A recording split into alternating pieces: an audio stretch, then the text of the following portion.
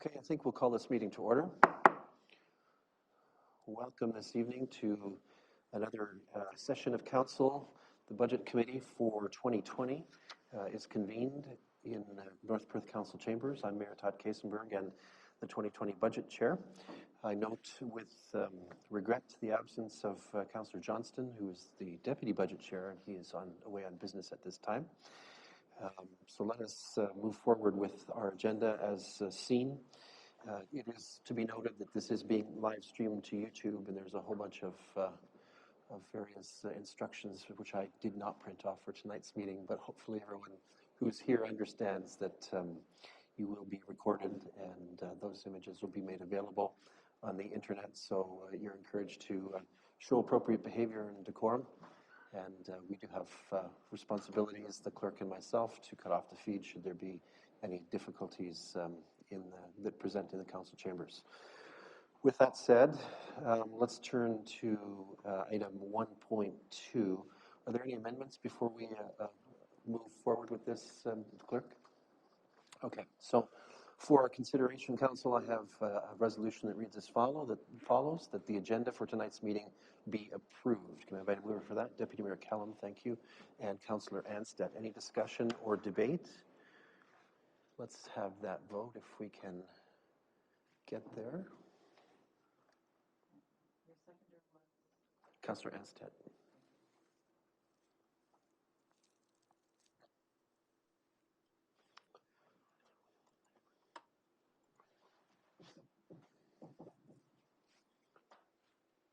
I think Councillor Duncan, are you seeing it or not seeing it? He's not seeing it. So Councillor Duncan's in favor. If you could record that manually, thank you, and that is carried.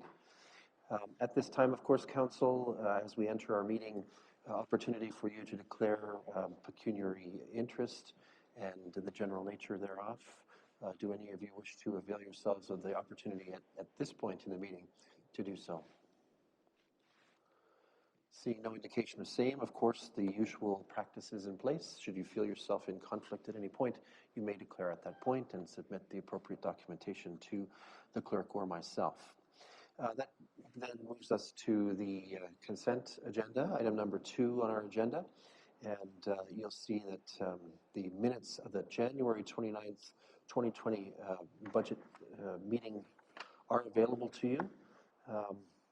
I have a resolution for our consideration to that end that reads as follows, that the minutes of the 2020 budget meeting on January 29th, 2020 be adopted.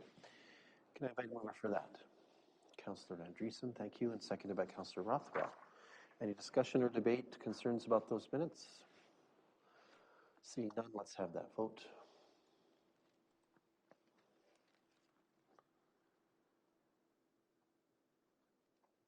And that is carried as well. Thank you. We have, for agenda item number 3, we have no items related to delegations or presentations that I'm aware of this evening. So that moves us on to agenda item number 4, our reports. And at this point, I'll call on item 4.1, which is update to the 2020 capital budget. Is there a speaking order? It's Becky. Welcome, Becky Belfour. Thank you. Okay, so Mayor, Council, the 2020 proposed capital budget, previous January 29th capital budget meeting, Council noted that there were a significant number of capital projects. They had some concerns regarding those projects being completed and being too much for staff to achieve in 2020. Staff went back, reviewed the projects, categorized them achievable, grant dependent, and could be deferred. It was felt there would be no deferred, that all projects were achievable for 2020 dependent on grant approval. And those will come back to you once we find out if the grants have been approved or not. If they are not approved, they'll come back to Council and be reviewed with yourselves at that time. You'll see a capital project changes. There were not very many significant changes to the capital project, a few that we received some new pricing, so we just made those changes accordingly. So with that, I just ask that Council of Municipality of North Perth continue with the budget process with the current projects in the amount of $20,071,918.83 as submitted for presentation for the budget open house on March the 11th.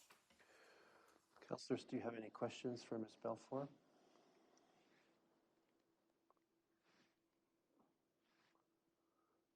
Seeing none, I have a resolution which she just read, but I'll read again. Sorry. Reads it, no, that's fine. That reads as follows, that the Council of the Municipality of North Perth continue with the budget process with the current projects in the amount of $20,071,918.83 as submitted for presentation at the budget open house on March 11th, 2020. Moved, I assume, by Deputy Mayor Kellen. Seconded by Councillor Richardson. Thank you. Any discussion or debate? Seeing none, let's have the vote.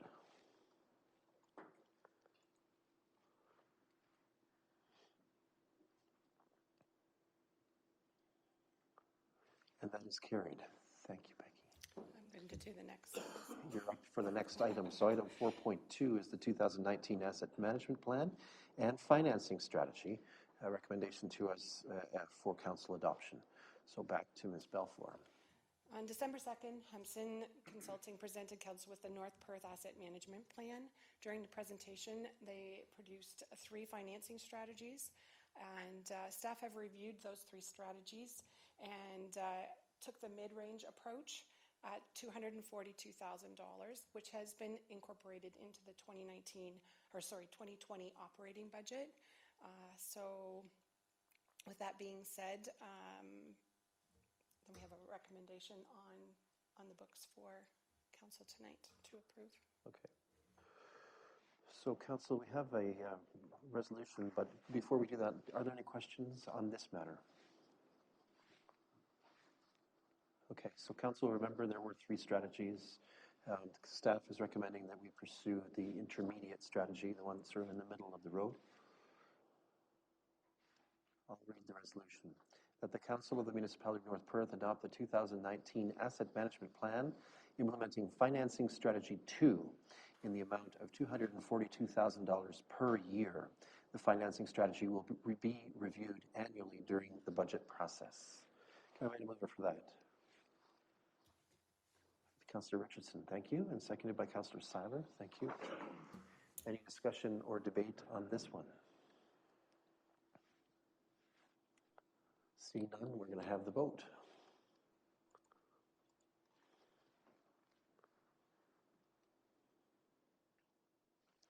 And that's carried as well. Thank you. Are you up again, Becky? I am. All right. So item 4.3 is an update to the 2020 operating budget, further to Council's guidance, I assume, in previous meetings. Welcome again, Becky. So the December the 11th meeting, the operating budget was presented to Council. Since then, staff have reviewed the budget and made some adjustments with Council's direction and the comparison of for comparison purposes. The 2019 budget is also included. We did make some changes of about $362,051 increase. The major change for that was for the tax revenue write-off account. Fran had did a proposal to council the other night regarding the farm reverting to residential, and it's a significant write-off amount for 2020, and so I've incorporated that increase. Hopefully it will be enough to cover the costs of that. Otherwise, it's just fairly minor adjustments to the operating budget, leaving it at $15,313,853.01, which you can see also that $242,000 for the financing strategy. Okay, councillors, any questions on this information related to the operating budget? With this operating budget, that puts us at the next page, which is the draft tax rates of 6.4% increase overall. Just that you have. You're jumping ahead, I assume. Don't be too anxious. Don't be too anxious. All right. So, Council, if in the absence of any questions at this point, then I have a resolution for our consideration that the Council of the Municipality of North Perth continue with the proposed 2020 operating budget in the amount of $15,313,853.01 for presentation at the Budget Open House on March 11th, 2020. Can I invite a mover for that? Councillor Anstett, thank you, and seconded by Deputy Mayor Callum, thank you. What's with the 1 cent? That's what I want to know. Next year will be zeros. There we go. Just don't put them in the wrong direction. We have the motion before us.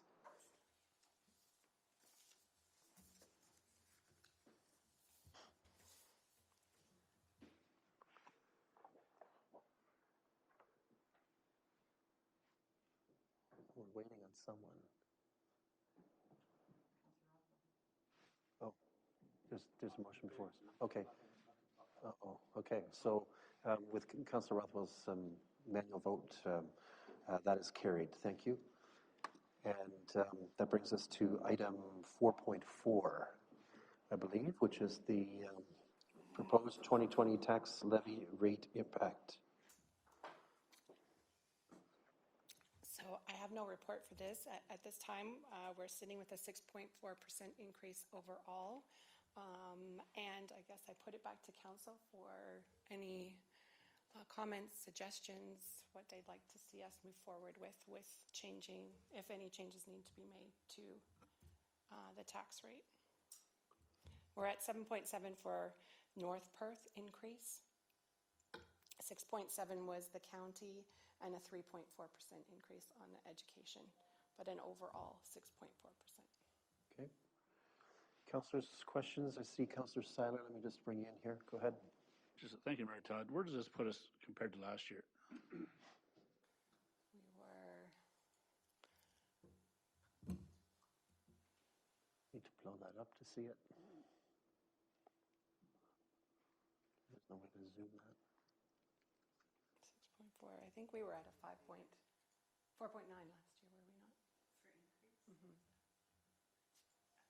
That's not on there at this point in time, and I'd have to just pull up my notes. Fran, maybe. Sure. What number are you, Fran? No, not that. What number is your microphone? Sorry, hold on. What number is your microphone? 12. If you look at the bottom of the schedule on the right-hand side, that includes information with regards to the average home. And if you see the average home has increased in value since last year. And thanks, Pat. And so the single-family home has increased in value in 2020. But you can see there the tax impact. For a single-family home is the difference being $59.72. So there's the assessment changes incorporated also with the increase in the levy provides that $59.72. Okay. Seems you can't. You have to put the two together because they're both shifting at the same time. So that would be the fair impact. In farmland, then it's significantly more. It would be that 8.5%, and so the $309.48. And this, of course, is a function of the valuation of farms and residentials having different slopes in their increases. Yes, with phase-in over the 4 years. This is last year, the phase-in, and so next year will be a completely different scenario, and we'll see shifts again. Right. Thank you. Anything further, Councillor Seiler? Further questions from Council, Deputy Mayor Callum. Yeah, so crazy question for the city. It's so with the surplus farmhouses splitting off, can you help me out a little there? As to a change, As to a change. I don't have anything right at the moment that I would be able to. It shouldn't be too much if it's shifted off. They're being recognized as part of the farm property, so shouldn't be too much of a shift in. Once it's severed, it will move one house in 1 acre or whatever the severed portion was, would still be residential, and the farm would still be farm. Understand that. Yeah. Okay. Friend? One of the things that would occur, though, I believe, just to add to Becky's comments, would be the fact that it is a saleable unit. So the house and the property would be residential, but it would not be a farm residential. There is a higher assessment for a non-farm residential. There's a difference. And if you want to speak to one of our impact assessors, they are here in the office the first Wednesday of each month now. And you could get a very clear definition of that, but it is more, once it's severed off from the farm, is assessed as if it's in that area, but as if it was just a residential unit anywhere. Yeah. So supplementary, so if any of the councillors, I've had several calls on this, defer them to you guys? Fran, go ahead. I would suggest you defer them to MPAC, and if they can call them, there's a line 800 number that they can call, or they're more than welcome to attend here at the office on a Wednesday, the first Wednesday of the month. Thank you. Further questions, councillors? Councillor Rothwell? Thanks very much, Mayor Todd, through you to Fran. Now, I'm not seeing in here where we have the increased of assessed values or assessed properties from 2018 to 19, like in terms, and then 19 to 20, how that is actually impacted. Is there any way that we can actually see this? We know that we have substantial growth that's happening, and we heard on Monday night it is taking some time for that to come on, but clearly there is new assessment that's coming on year after year. So how can we see and hear how that is impacting in terms of our budget? I don't have that number right here tonight, but certainly we can send something out. And if it's your wish, we could have it available on the 11th for the public open house so that they can see it as well. Make that part of our conversation. You just want to go back the 2 years and see the growth? We've talked about this before, and I think the issue of concern is that like when you simply look at year over year, and here's what the change is in terms of single family and farmland and so on, it really doesn't show us the impact of new assessed properties that are coming on stream. So, you know, logic tells me that, okay, so if you have 100 new residential units coming on stream, they're paying their proportional share, so therefore there's additional revenues that are coming in, tax revenues are coming in the municipality, so therefore there should be some makeup, if you will, in terms of what's actually happening in terms of the spread. So you have more assessed properties that are coming on stream, they're taking their proportional share, so therefore there should actually, in some respects, I would assume, should be a shift downwards of some of our existing properties. That's my assumption here as we're going along. Go ahead, Fran. It's not quite that clear cut, and it's difficult to distinguish it from the growth that is happening just because of reassessment. But we do have a report that is provided by MPAC that tells us what our growth is. And so we will provide that to council. I believe it's in the flip books, but we'll make sure that that's at the open house as well, just to be quite clear what that portion is. Yeah. Okay. Further questions? Sierra Snow, looks like you have something to weigh in here. What number is your microphone? 13? Yeah. And I was just going to say the premise would be correct if we maintain a steady tax rate, but because the municipality readjusts their tax rate every year, it doesn't quite show up the same way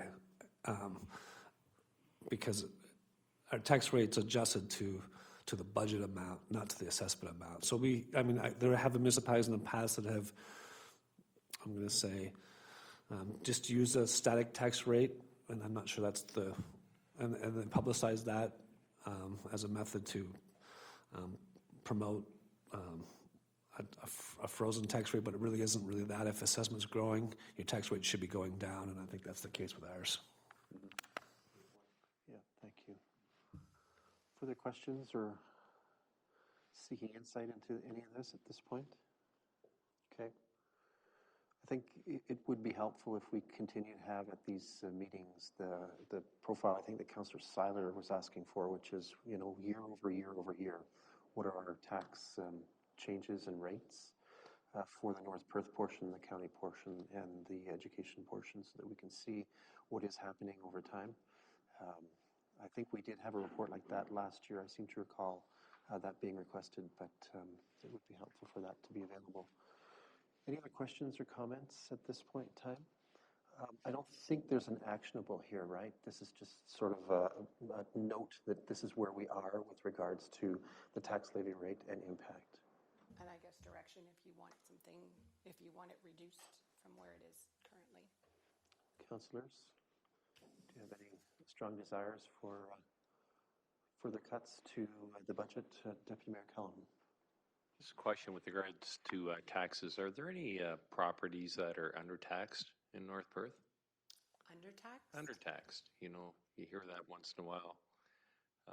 My taxes are X amount, my taxes are this amount. Is there anything that should be assessed? That's a bullet question. Sounds rather loaded. No, yeah. I think everyone at the table might raise their hands. Anyway, so there are some places in North Perth that are undertaxed and overtaxed. Let us know, pass that information on down. Okay. Okay. Thanks. Little comic relief for all of us to think about. Okay, very good. Thank you.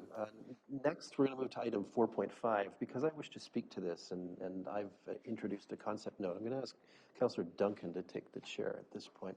So I'm going to turn your microphone on here, Matt, if you don't mind, and invite you up. I'll let you speak to that.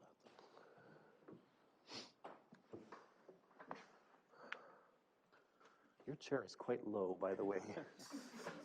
I'm not sure what that's about. So thank you. Matt gave me the nod. You can see that I've put forward, Council, a concept note pertaining to taking action in the municipality to accelerate the rate of broadband introduction to rural properties. This has sort of become a passion of mine. Of course, I've had the good fortune of representing the County of Perth on the SWIFT board for the last year, which has been a pleasure. And we are finally seeing significant action in the SWIFT project across southwestern Ontario, which is very exciting. It appears the model works. I mean, the devil's in the details and in the implementation, but in terms of the procurement and the issuing of contracts to ISPs in the 3 pilot counties or phase 1 counties, that has been very successful so far. What that probably means, I think what we're all hoping for, is that this also means that the rest of the project, which has been contemplated for all other members that are contributing to the broadband initiative through SWIFT, will also see funding and the light of day in terms of seeing the fiber brought to many more rural residences. I think the good news is, as I said, that is increasingly likely to happen given the success so far of the phase 1 model. And so I think we can all look forward to, again, a significant initiative in North Perth and in Perth County. We will receive our share, certainly, of opportunity should this project come forward and be realized.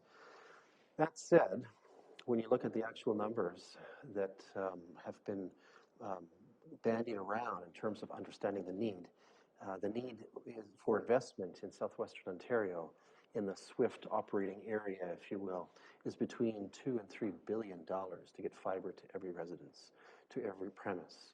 And that is a significant cost, which is not even close to what's contemplated by the investments of the province and the federal government in these projects at this point in time. So I raised this issue as sort of and I'm direct about it in my note to you, as a bold project for us to strike the opportunity, or at least to explore striking the opportunity to accelerate broadband to many more residences than we would naturally get through the SWIFT process, because the SWIFT process is quite likely to achieve densities of 10 to 30% of the need. And that's nice. That's progress for many people. Hopefully for Councillor Behrens, for example, that's progress. But it's, for my take, not enough, not fast enough. And so I've suggested to this committee tonight that we consider the opportunity of asking staff to explore what would be involved to initiate our own project, which would move us past that 10 to 30% zone to something closer to 100%. I know that that's a pretty significant ask. It certainly has tax implications. There's no question about it. But we don't really understand fully what those are until we've seen a report from staff exploring this. What I can tell you, and I did mention in my note, is that I have spoken with the leadership at SWIFT about whether they would entertain projects coming from other entities than the province and the federal government, who are their primary funders. And they have indicated that indeed that was the hope all along, that others would come along for the ride and there would be other funders and agencies that would get involved in funding the reach of rural broadband so that we can get the job done. My final statement is obvious, I think. Rural broadband to me these days is as essential as roads, as natural gas, as many of the other utilities that we've become used to. The trick is in the model, and I acknowledge that there may be some hurdles that lie ahead with regards to how to model that, but I'd really appreciate the opportunity for this committee for this community, to move ahead in the rural broadband game and become truly a smart community. And I think our farmers are asking for it, our youth are asking for it. There are many voices that are calling on us to, and others, not just us, but others, to move forward.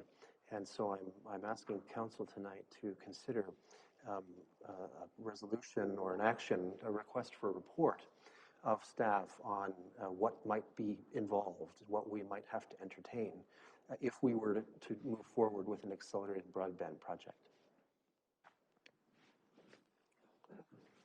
Thank you, Mayor Kasenberg. Questions or comments from council? Deputy Mayor Callum? Through you now, Chair Duncan, and Mayor Todd, yes, I agree with everything that you have to say. It's no different than we had the discussion the other night with the recycling progress. You know, we want to move forward. Why do you want to sit back? You know, we want to be the leaders in this, and I truly support everything you said. Councillor Barnes?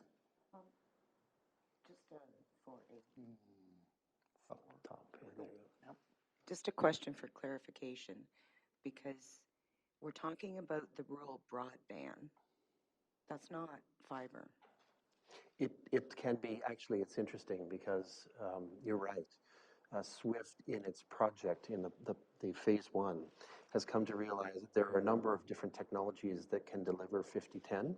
So the new standard that SWIFT has established is 5010, but it has to be 5010 to every house, every residence, every premise. And part of the problem with a lot of the radio-based and other solutions is that as soon as you put 5 or 10 users on them, they draw the number down below 5010 delivered to everybody.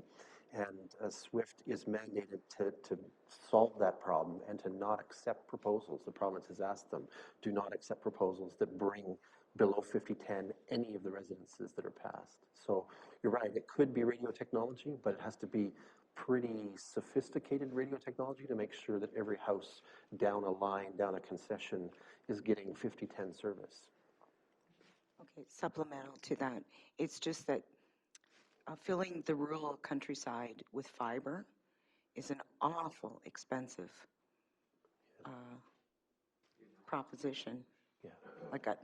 We can't afford that. I would be interested in a report to see how much you are proposing, but I don't know.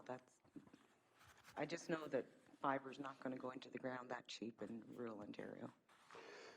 I agree. If I may respond, Mr. Chair.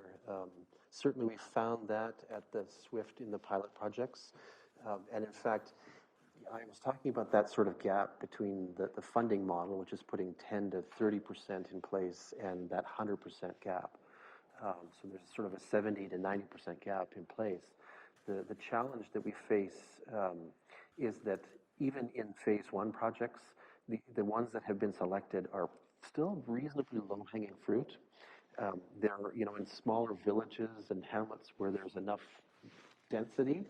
And so we're still seeing a little bit of challenge reaching much deeper into the rural properties. But they are seeing a mix of both in the pilots in phase one. And I think that will be a challenge. You're absolutely right. It's a challenge to get fiber in the ground. So there are some projects that were approved in phase one that are radio or other solution-based that still guarantee that 50-10. And SWIFT, as I said, has sort of moved away from that fiber notion to the 50-10 standard at every home, every premise. Just a question, like I know Perth County has supported the SWIFT program, but North Perth stepping up and putting in supplementary funds in addition to what the county is putting in, we're never going to get that money back, right? Like we already put in some through the county for SWIFT to occur, but now we're putting in double. Does that not bother any of the county councillors? Personally, I just think we have a job to do, and I certainly have a vision of this community having the availability of broadband. How we achieve that, I know that SWIFT will get us, 10 to 30% to the goal, but I have to admit I have a vision of getting 100% done. And maybe that, I know, thank you. I know that's a brave and bold vision, but I think that you have to aim high on this one. Councillor Rothwell? Thanks very much through you, Mr. Chair, to Mayor Todd. I am concerned just in terms of everyone's understanding about what SWIFT is. And SWIFT's reason for being is to provide what's called the backbone in terms of the fiber technology. That's the main issue that's there. They are to help and support the going down and providing that service to every property owner, as I understand. But the one big thing is we have to understand there is that the private companies, such as Bell, such as Whiteman, and the local telcos, Mornington and others that are in our areas, are definitely the key players and have always been the key players in terms of this. My understanding is that not all the local service providers were on board in terms of when this project came forward or submitted request for proposal or responded to the request for proposal. My understanding is that they still wish to come to the table, but it's more than just us. And I think that's what I want to say here is that we can help, we can support, we can do all kinds of things. But in terms of the provision of the actual service, I think many farmers, and we're out in a rural area, we're very fortunate that we have access through the wireless provisions through ExploreNet. Many don't. What we've been able to accomplish has been great to the point, and I think many people want to get to that point. To put the standard here and wait for everybody to get here is not, I don't think, what I heard in the rural community here is that they want to get to a level where they can do more than just dial-up, and many people still are at dial-up, and I think that's the issue of concern. And the amount of dollars to get from here to here gets to the point of what we're talking about in the billions of dollars, which is a lofty goal, but doesn't necessarily help us sort of to get there. I refer back to Quadro Communications down the south end of the county in particular. They themselves, as a private telco, or cooperative, decided they did put fiber in the ground in every single area that they could. And that's not just recently, that's over the last 10 years or so. Huge project. It was important to them. They chose to do it. And I put the faith in that the private companies should very well be at the table and be having their sleeves rolled up to say, yes, we're here and we're going to do this. We need some help. It doesn't mean that we have to do it. And I think it's wonderful that we have you know, our federal and provincial government, as well as then SWIFT through what we're doing. But as I said, I mean, I've been around all these areas that are part of SWIFT and stuff, and as bad as it is in certain areas here, we're lofty and compared to some other areas within the SWIFT areas. So then when you look at who's going to get to go next, I hate to tell everybody, but it's not going to be us in Perth County or in North Perth specifically here. There's many others that are struggling. And I understand the reason why then this is coming forward, Mayor Todd, is what I suspect is that you see the writing on the wall and don't want us to, you know, have to wait and wait further. But, you know, I just looked tonight, for example, on the asset management side, when we're putting, you know, $242,000 per year. That would be a great money to put towards this project and stuff. We're spending that over the next 2050 or whatever it is, our number is. So we're there already, and I'm prepared to support this. It's just a matter that, you know, I'm encouraging, you know, to look at the staff support, but I think we have to go into this with our eyes wide open and realize is that this is just going to be a drop in the bucket to what's actually required, and it's not just us. So if I may give you a little bit of information, certainly when SWIFT was formulated, the intention was to create the internet backbone, there being a perception that there was a problem with internet backbone availability. And that was realized actually maybe 18 months ago, that in fact, Southwestern Ontario is extremely well served by a couple of different internet backbones. And so the consequence of that was that SWIFT sort of reformulated its vision and mission and purpose to reach the last mile. That was the sort of change in what SWIFT is doing and how it's approaching projects. SWIFT works, as you said, it's a not-for-profit organization created by the Western Wardens Caucus, and it works with the telcos, with the internet service providers, and they are an integral part of the model. So what SWIFT does is it combines funding that it receives from the province and from the feds and formulates agreements with these ISPs in which they must put at least a third of the funds forward that the other agencies are putting into the pot to achieve project outcomes. So if a project is, if the province says, here's $6 million, the ISP has to come forward and say, we will give you $3 million worth of services as our contribution to the project. And down the road, there's rights that are granted to the ISP to own the materials after a reasonable period of time. So the SWIFT model, what it's doing is, and I think it speaks exactly to what you were recommending, Councillor Rothwell, is that it's amplifying investments from the public sector and from players in the public sector, and insisting that the telcos come to the table if they want to play and bring their money and their services and their skills to the table, and ultimately bring their assets and will be granted their assets down the road in time. It's in many ways what I think is amazingly lovely about the SWIFT model is that it's amplifying the public sector investment in significant ways to get a lot more done than would be done if it was just government pouring the money into the pail and saying, you do this. You're quite right, just so the councillors are very aware. When it comes to Perth County, of all of the participating members of SWIFT, actually has the highest proportion to door in rural broadband. And part of that is because of the excellent work of Quadro in the south part of the county. Executive Director Field of SWIFT, when I chatted with him, said Perth County is such a funny beast because you look at the map and you see the entire south in blue, which blue represents service, and you see the north with very little. And that's exactly where we sit at this point in time. So when the Perth County project unfolds, and I can't, under confidentiality oaths, I can't reveal that, but when it unfolds, it will more than likely target investment to Perth East, West Perth, and North Perth because the south is so well covered.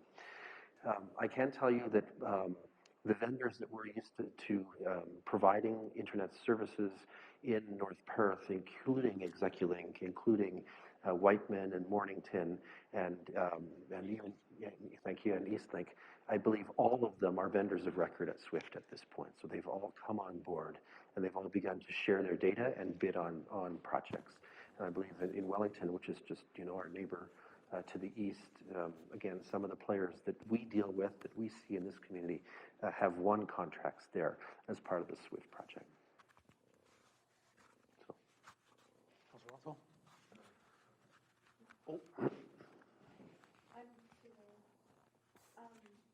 Through you, Councillor Duncan, I attended the session at the Rural Ontario Municipals Association conference on these issues, and the presentation was very eye-opening.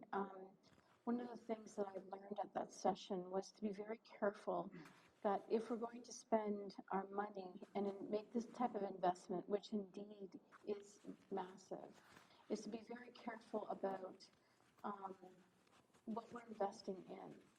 And they said that fiber optic is the highest level version of service that you can get. It's the fastest. And they really cautioned municipalities and groups that are involved in this to do anything less than that. And the reason for that is that the demand for this type of technology, and I'll speak about farming operations alone, is absolutely huge. And the amount of dependence on this type of service with heavy farm equipment, which is really required for animals to eat, animals to be fed, to be cared for, and for the production of food in Perth County and in North Perth is truly important, and becoming more dependent on this technology. And to limp along, which could be cheaper with other types of technology versus fiber, they said don't spend the money then. Unless you're going to do it right, don't do it at all. And that's what I want us to think about, that I realize the investment in this, but I'd rather that we do it. Well, if we're going to do it, let's do it right. The other thing that they mentioned at the session, and this again opened my eyes, was that we need to look at this type of service in terms of fiber optic access to the internet is really a utility. Just like we have hydro coming to each and every farm property across Ontario, this needs to happen for each and every farm property, rural property in Ontario as well, because it's the backbone of business today. Whether it's a farm or a cottage industry or a home business, that's happening throughout our area, and we're hearing it loud and clear from our own residents here. It's a need, and we need to think about that we did it for hydro.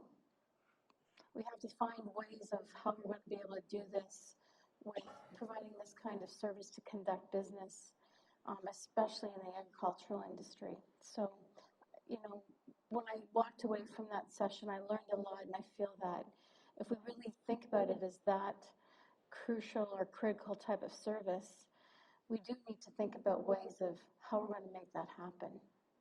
So I thank the Mayor for drawing our attention to this and, getting us to do some thinking and some research about next steps. Anyone else? Councilor Richardson? Thank you, through the chair. On one hand, I think it's a really good idea, and I do know it's critical to do it, and we do have to do it right. If we don't have time to do it right, we won't have time to do it twice.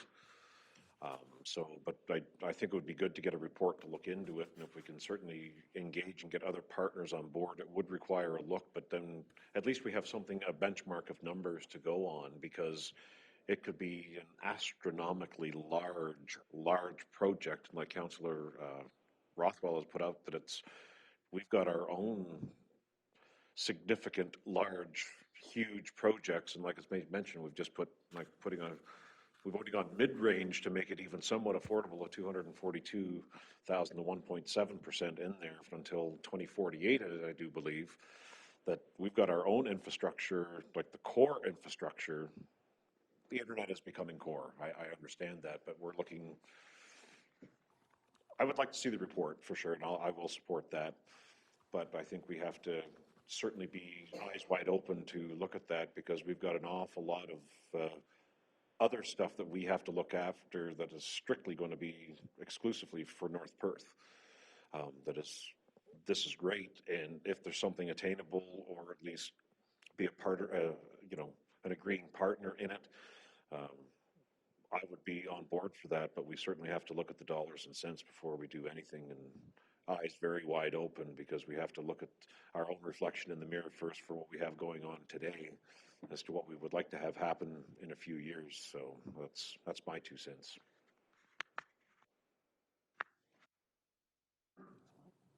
Councillor Barnes? Simply going to look at fiber, or are we going to look at other technologies?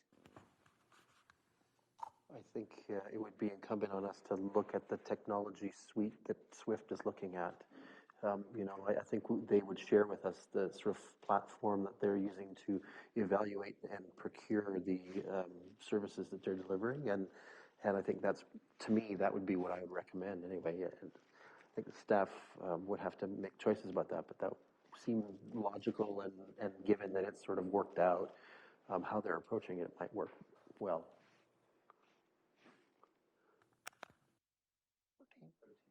13.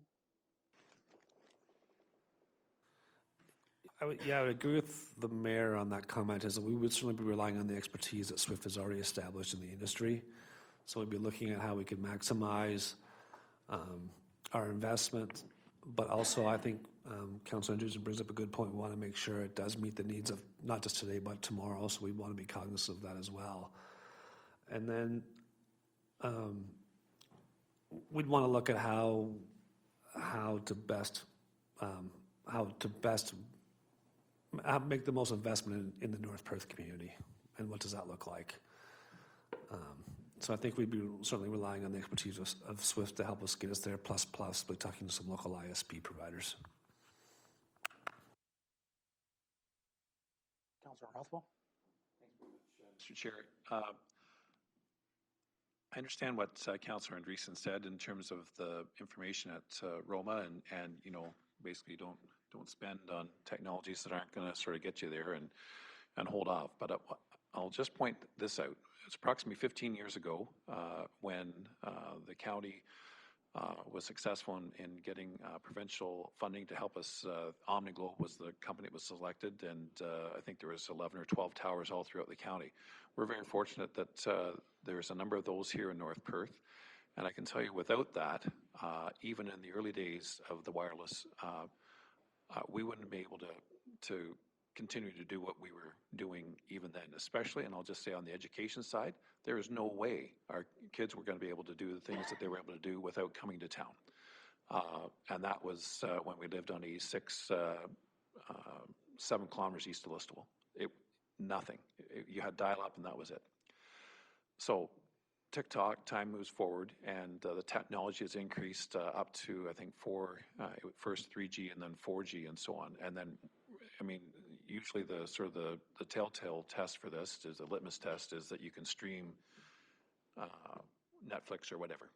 So when you can do that and you have more than one person on technology, and whether you're streaming a show or whether you're doing something for school or whether you're doing something for business, and whether that's agriculture or your own business and so on, those are critical issues. And I think my issue of concern is that if we wait, we're going to see a lot of people decide that, no, I can't operate here. I'm going to go elsewhere. Or they're going to have to come up with some other technology. Now, I know that there's a number of companies within operating within our area. Certainly ExploreNet, Bell has been doing upgrades. Frankly, they knocked on our door this past summer. They wanted us to switch over to their cell-based technology that they had because of upgrades and so on. We're quite happy with our service that we have here. We can always look at other things and so on, but it's always, a little bit more. And in my view, and I would love to see the report on this, I don't think that we're going to get from here to here within even a 2-year time frame. I suspect it's going to be much greater than that. And those that are at that, midpoint, they're not going to be the ones, in fairness, that are going to sort of get to that point like right away. And I think we have to be honest with all of our residents here is that we're working on this and we're working with our partners and so on, but we may have to do a mid-grade, best technology at the time. And satellite is a perfect example of this. There's companies out there that are working on satellite technology right now, and it's available because line of sight is not available for many people within our community. So the satellite, yes, it's more expensive, but the technology is such that it actually is increasing, not necessarily to the same speeds that we're talking about here, but at least it would be a whole lot better than the dial-up that some of them have. So just with that proviso, I'm really looking forward to the report. If I can read what Council's saying here is that we'd like to do that. But I think we need to certainly not to piggyback or do additional work to what SWIFT's already done, but we need to have our collective service providers here at the table so we know, because investments are being made right now and they will continue to be made to make their business model better for their residents and so on. So I don't want to see us I want to see us in a cooperative mood that we're trying to help and support them do their job from a private standpoint, because that's where I think it is, because they're the ones that are going to be operating this on an ongoing basis. I don't believe that we as a public agency are going to be operating as an ISP or anything like that. We're simply providing the backbone to get there. That's, well, I'll refrain from that word. I'll say the lines to get there. That's what I'll say. Right. Just, if I may, Councillor Duncan. So just a thought on what you said, and it's important to know that through the SWIFT project, and because of their work with so many ISPs and vendors, they are maintaining the only sort of integrated view map of where service is across all of southwestern Ontario at this point. So, the telcos and ISPs have been somewhat reluctant at times to share that data, but they have come in if they want to be vendor of record and they need to share some of that data, and they have now. So SWIFT is in some ways the single best source to understand what's been done and what's not been done. And the commitment all along, and of course the province has insisted upon this, is that they not over-service anywhere. So they certainly have processes in place through the procurement process that they used for phase one to listen and get their ear to the ground in communities to find out if there are projects that are pending, because they do not want to overbuild. Right? Anyone else? Just quickly to weigh in, I agree with everything that's been said, really. I think the big thing is, like everybody has said, the report. Until we get that report, we're kind of, figures are everywhere, and we're just kind of talking in assumptions, I think. But I think it's certainly something that we need to look at, and as you noted, Mayor Kaysenberg, we're not the only area. Wellington, Norfolk, Lambton, tons of places that are in the same situation as us. So I think until we see the report, we really can't comment too much further. So that's where I'll leave it, is looking forward to the report. Okay, anyone else? Okay, I'm assuming Mayor Todd has a motion that he would like to. I think the motion is to direct staff to prepare a report on the possibilities of accelerating broadband introduction to rural elements of North Perth. I don't think we need to say much more than that. In the resolution, they can determine the methodology for bringing back that report. Does that seem reasonable? Yes, staff is nodding their heads, so. You're going to move that then? I'll move that, yeah. Deputy Mayor Kelm as a seconder. All those in favor? Or are we going to put the vote up? If we're going to put the vote up, you and I have to switch chairs. We'll have to switch chairs quickly. Unless you want to be called Todd for a night, which I don't think you'd enjoy somehow. Oh, I'm shut down here.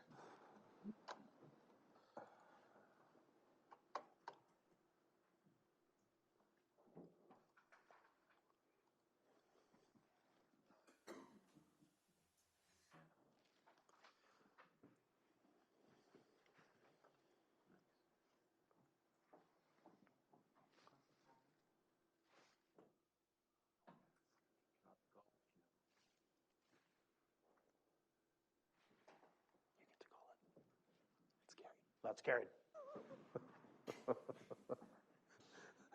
Thank you, Councillor Duncan. I appreciate your service in that. Okay, that brings us to item number 5. I see the treasurer's hand up. You have number 12? Actually, if I might just ask council to consider March 11th, with regard to your proposal, should we be bringing that forward to the public meeting for discussion or information, or should this wait until the report's provided to council at a later date? It may be premature. I suspect that, you know, at this point, you could indicate that council has requested a report, but that's about all I think we should do at this point with regards to this matter. Thank you. Is that sort of general consensus of council? I don't want to rush it. Yes, Councillor Rothwell. Just a question on that. I'll just use the figure of 242,000 just for a moment. Yeah. What percentage does that get us on our our budget? On tax, like the tax levy, what would be the impact of 242,000 on the tax about levy? the 2%? I think it was 1.7. 1.7 or yeah. so, yeah. Yeah. Okay. So that brings us to item number 5, which is council direction to staff further to bringing this budget, revision of this budget if needed to future meeting. Item 5.1 is overall 2020 project budget consideration. So council, you've seen the revised budgets. Are there any areas where you wish to give direction to staff further to improving upon the project budget? Anything you want changed?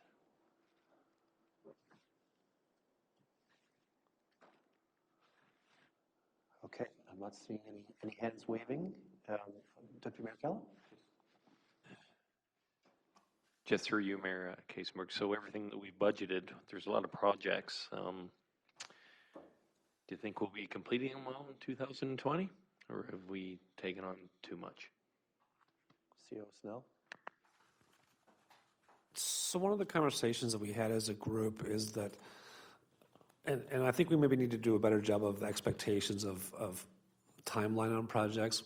There is a lot of multi-year projects in the project list, and I don't think that's an indication of how hard staff is working or they're just multi-year projects for a number of reasons, whether they include requirements for approvals by other agencies or whether they're just multi-year construction projects. So I think we need to look at how we set the expectations for some of the projects to be multi-year projects right off the start, because there's no way we're completing all those projects in 2020, and I don't think that even should be a real expectation, because some of them are going to be multi-year no matter and so I think can we get them all started or do some work on all of them in 2020? I think we decided the answer was yes. Will it be all complete? The answer will be no. Supplementary, and that's the answer I wanted, just so that all council is clear, because we're going to be asked several times about these projects. Thank you. Thank you, Deputy Mayor. Any other comments about the project budget? It's an ambitious plate of projects. There's no question about it. We've expressed our concern earlier, and staff has come back after careful evaluation and believes much is achievable, even if in part. Any last comments or concerns? Okay, then let's move to item 5.2, our overall 2020 operating budget. Again, same opportunity to council. Any questions, comments, things that we may wish to direct to staff?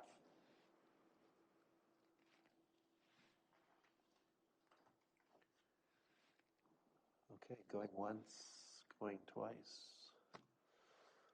All right, so it looks like council is largely satisfied. There's no further guidance at this point in time to staff with regards to both our operating and project budgets. That means, I assume, and I'll look to the treasurer, that means that at our open house for the public, to review our work on the budget to this date. What we've seen so far will be brought forward. Thank you. Thank you very much. Okay, that brings us to item 6 on our agenda. Item 6.1, are there any announcements that would be of benefit to Council or to North Perth at this time? Deputy Mayor Kellum. Yeah, through your, how many councillors are expecting to be here tomorrow night for this important meeting? So the Deputy Mayor is referring to the meeting pertaining to traffic changes at the core intersection. Yes. And can we have a show of hands who's coming tomorrow night? I know, it depends on, I know, I understand that. I'll be here for a bit, so. They'll be closed one way anyway, Si. Anyway, okay, I just wanted to, yes, there is a meeting tomorrow night that's very important. it is. Yes. Doug, And Doug weather does not want to permitting. be alone. Doug I don't does want to not be want- alone. I've had 80 calls already, so. It's 5 to 7. 5 to 7, yeah. Here in the council chambers. Okay. Yes, Councillor Andreessen. Is it being televised or, online at all? Just curious. I don't, it's not that kind of meeting, I don't Okay. think, right? This is a public information center, so people can drop in, ask Okay, questions at stations. I assume there's visuals that would be arrayed on boards around the Okay. room. So I'm not sure that it's amenable to that. But just your question curious. actually is well taken, and it's something that we should be thinking about is can we do something with the enhanced technology we now have to enable that kind of consultation too? And, It would we've be parked it something in to the- consider. I know it's a very important topic, and regrettably, I can't be here. I've got a couple of conflicts tomorrow night, but it would be nice to virtually, take a look at something like that. I know we're not able to do that for tomorrow, but I think in the future, yeah. Right. It's worth us thinking through how we can do that. Councillor Richardson. Thank you. Through you, I think that's a good idea as well, like to everything be open and transparent, but like obviously the display visuals and everything that's going to be there would be available as a separate entity, not little extracts that are like from the Paradigm report that came back or the big monster report. This is exactly what was presented at the open house. If there happens to be any common Q&A or whatever, we'll put them on there, but in one definitive spot that people can get. I don't think we need to do it live, but to say this is exactly what was at the meeting, because you don't want to say, reference this, reference that. That's, I would think that would be important, even if it's just a snippet of what's going to be presented out there. I think that would be important. Then people can get the same high-level tour as if they came in and walked around themselves. Obviously not the interaction, but at least it's pretty much the identical presentation that they would happen to see, or at least the mechanical presentation that they would see here and witness. So I think that would be important to post that tomorrow, say this is what's coming tonight, tomorrow, or very soon after the meeting to say this is the result and the actual presentation material for the meeting, for the open house, I should say. Thank you. I was looking forward to putting one of those hats with a camera on it on you, and then you can be there and sort of walk your way through the process with people, and that could all be filmed and put online. Yeah, just something different, novel approach. The Mat Cam, we'll call it the Mat Cam. Yeah. All right. I don't know if that's a good idea. Councillor Slatter, did you have something you wanted to weigh in on? Does the staff feel that this meeting was advertised well enough? Because I just got off the phone before I come down here with people talking to them, and one gentleman did a survey out there, and nobody knew about this meeting back in Wallace South. So has it been well advertised?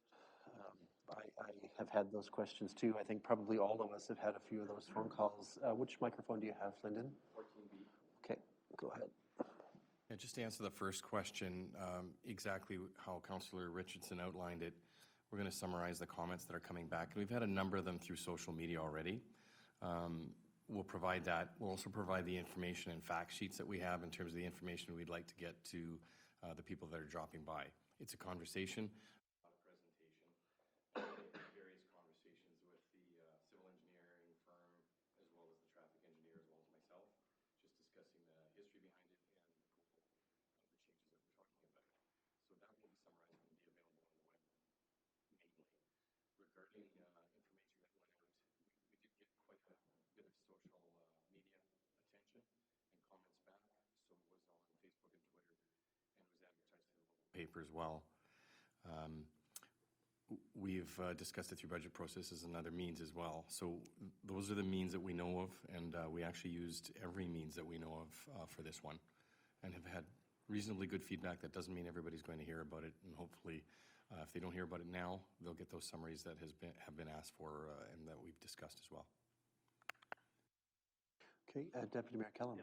And my last comment will be, so that is good. So any comments that come in, you're okay for us to deflect to you. You know, I'm hearing about emergency vehicles not going up a one-way street, et cetera, et cetera. So just defer to you and keep our comments to ourselves. We've actually been discussing and meeting with EMS regarding issues related to what the public have brought to us already. And so we have those answers prepared and have modified things so that we can answer any concerns about those. Anything beyond that, yes, indeed, we'll be in the room to answer those questions. This is still information gathering, and that's the one part that's important. Although we're showing a detailed drawing as to how it would work, we're still looking for those comments from those that we haven't heard from already. And we'll use those in terms of coming up with a final solution for this. Again, information gathering, it's going to be available. There's a comment sheet that we would like to have everyone fill out who attends if they would do it. We also will have that formal comment sheet available to anyone who comes to the front counter and wants to make a statement to us. Just received one earlier tonight by email. They're all going into that repository. They're all going to be summarized. They're all going to be addressed and dealt with in terms of safety. And my final comment is that it is a trial base. That's what we need to stress. It's a trial base. That was the direction from Council last September, is that this is a trial. We're going to see how this works for the functioning and the improvement and the efficiency of that intersection, and we're going to evaluate at the end of that period. We had talked about 4 months. Actually, I'm just going to reiterate what Deputy Mayor Kellum just said. We've heard about the congestion problems in our downtown for several years. This is an attempt to rectify them on a trial basis. And we need to hear from as many people as possible. But in the end, we'll have to evaluate how this works. It may not work. It may lead to some great successes. But until we try something, I think we'll just continue to hear the same problems we have for the last number of years. And this is one attempt. And I think the Public Works Department is also planning many other longer-term solutions that will help with the congestion in the core. Great, thank you. Any other announcements? Keep this tight. Councillor Rothwell? Not an announcement per se, but I just want to follow up on what Councillor Seiler and Deputy Mayor have said. It is troubling, I think, in this time when we're so connected, we are so disconnected with our community. In terms of being able to get on the right channel, if you will, in terms of where people are actually getting their information and so on, I applaud staff for using the paper and the online presence and so on, but I don't know, short of walking with a bell down the street, how we're going to let everyone know what's going on, because, I mean, clearly it's difficult to be able to see where people are on, what radio they're listening to, what news, like where they're getting the news. I don't know. But somehow I appreciate that many people know about that, but I'm disheartened, I guess, in terms of, the fact that people say they don't know about this meeting, and it's still, as Public Works Manager Linden has said, that it's still information gathering, so it's not too late. But I think we really need to look at how we're going to be able to get the information out there to our public, whether we need, an individual in each neighborhood that's sort of the go-to. I don't know, but somehow we have to have people know that we're trying to get to them, and we're trying to hear what they have to say. So I don't have the answer, but maybe the bell and the town crier, maybe. Yeah, let's pick that up a little bit later. I'm intrigued. It's funny because I spent some time reading about the history of our community, and I'm intrigued because I look over at Ed and he's sitting there looking shy, but apparently in the past, and many of you probably know this much better than I do, they used to run the fire trucks down the streets when the ball teams or the hockey teams would win games. So perhaps what we need to do is run our fire trucks down the streets to let people know that council has a significant issue that's going to be a house on fire. Think about it, Ed. But don't come back with a budget request, okay? Councillor Richardson. And I can appreciate that too, but we have tried in the past, even with our first public open house that we had done with the budget, it was advertised in the radio, we had put a big ad in the paper, staff put an absolutely inordinate amount of work into it because people were pounding up and down, we want more public input into the budget. The first night we did it, we had 2 people? 2? 2? No. 3. Mr. Perkin.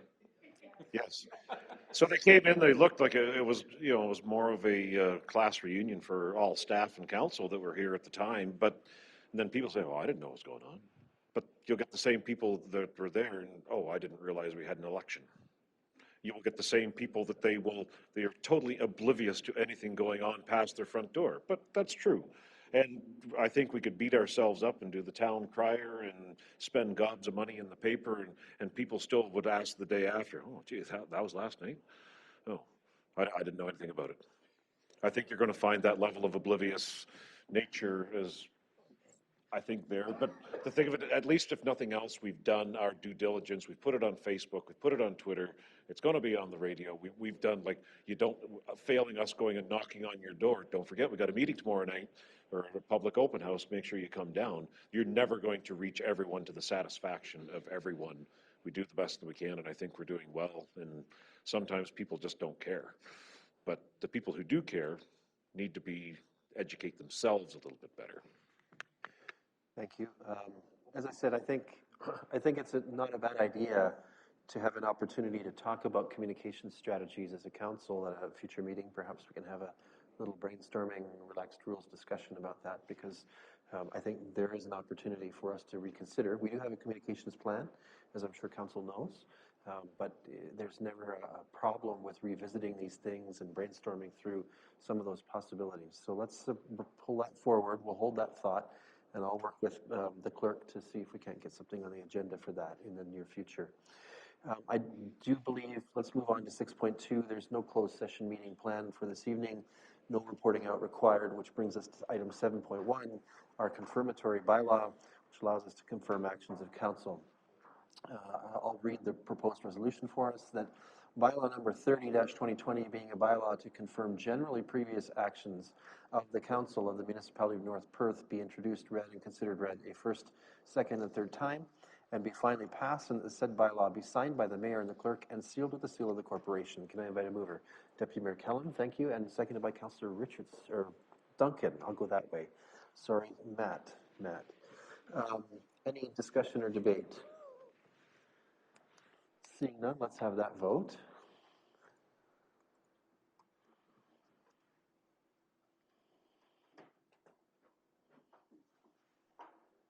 And that's carried. Apparently the Matts have me confused tonight. And then we'll have our motion to adjourn unless there's anything else that council wishes to draw to our attention. All right, the resolution as follows, that the council meeting adjourns at 8:14 p.m. to meet again for general council business on Monday, March 2nd, 2020. Councillor Behrens, thank you, and seconded by Councillor Rothwell. Do we have that one on a vote for us, clerk? Yes. Here's our vote. And that is carried. The meeting's adjourned.